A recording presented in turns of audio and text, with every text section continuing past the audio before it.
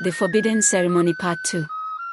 By the time the village cock crowed, the sky was pregnant with dread. ThA walked to the sacred grove alone, barefoot, white cloth trailing behind her like a bride to the underworld.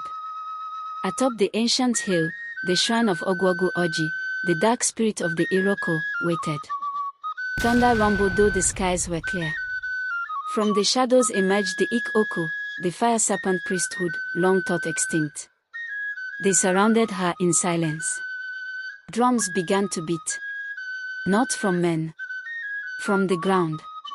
From beneath. The earth remembered. ThA was told to kneel.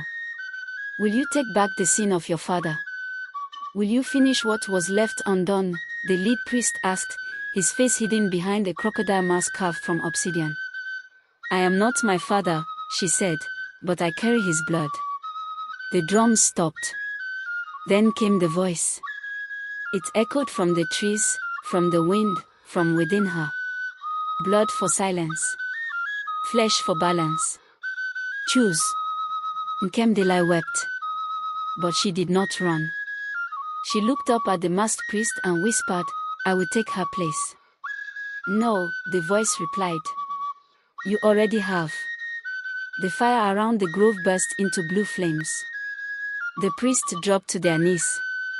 From the earth, a woman's hand clawed upward, skin ashen, eyes hollow. ThA recognized the face. Her mother. You should not have come, the ghost said. You should not have remembered.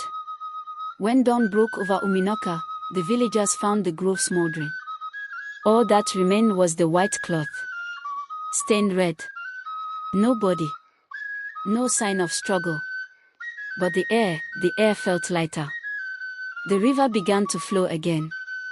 Palm trees stood straight. The rot receded.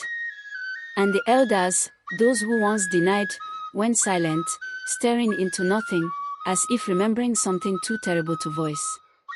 Every 40 years, a debt is paid. And now, the forbidden ceremony was no longer forbidden. It had merely begun again. They say the gods do not speak unless provoked. In Umunaka, someone had dared to listen. And now the gods will never stop.